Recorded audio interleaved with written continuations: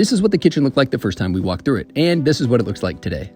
This is a 4-minute video that includes every DIY project we did to affordably remodel this ourselves.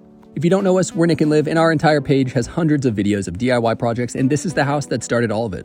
We bought it as our first home together and decided to remodel it even though we had no experience and we were working full-time jobs. We started by removing the drop-down ceiling and those end cabinets, and then we decided to scrape the popcorn, which we did in the rest of the house as well, and paint the ceilings white. Doing both of these things would open up the space and make the kitchen feel a lot larger. Once a majority of the painting was done, it was time to start working on the cabinets. Now, this was the first time I've ever done it, but I knew that starting by removing the hardware would be a good first step. Unfortunately, the iPhone I was using at the time was older, so it messed up a lot of the clips. I made sure to label each of the cabinet doors and put the sticker inside the cabinet as well, so then I knew where every door was placed. I sanded each of the doors and drawers down as well as the cabinet boxes, and then it was time to prep for all the painting, which required taping off all of the countertops and the stainless appliances.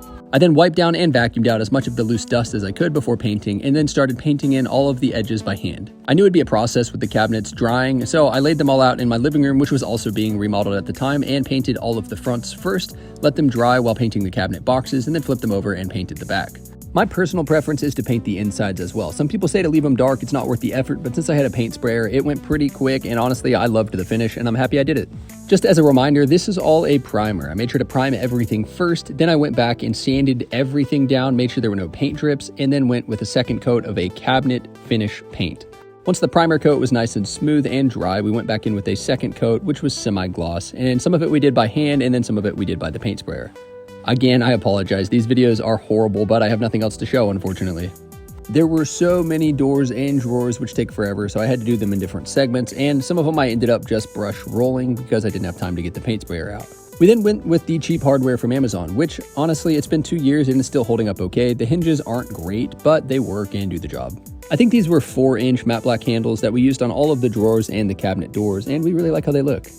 Redoing these was definitely the most time-consuming part of the whole project because they take so long to dry between coats.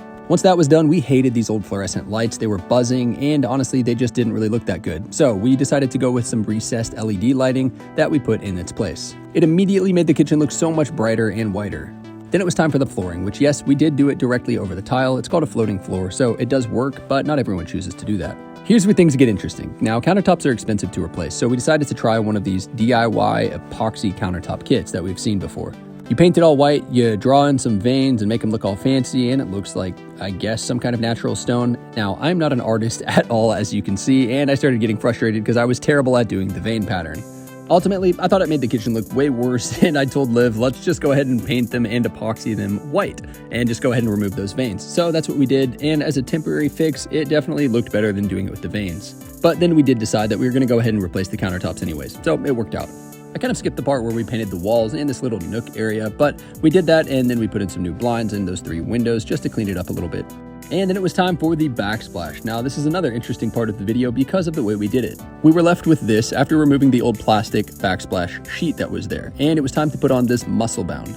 If you haven't heard of it, it's essentially double-sided tape that is extremely strong, and you can literally stick tile directly to it. Some people hate this, but if you install it right, I completely swear by it that it is going to last, and it actually works extremely well. We got a ceramic backsplash from Lowe's. You grout it just like you do normal tile, and I think it looks excellent. You might not have noticed, but we did get new countertops and a new sink, and this is what the kitchen looks like today. We put in new lighting and, of course, just some general decor to make the kitchen look a lot better. Overall, we saved a ton of money doing this ourselves, and we are really pleased with the results. Make sure to follow if you like videos like this because we have tons more.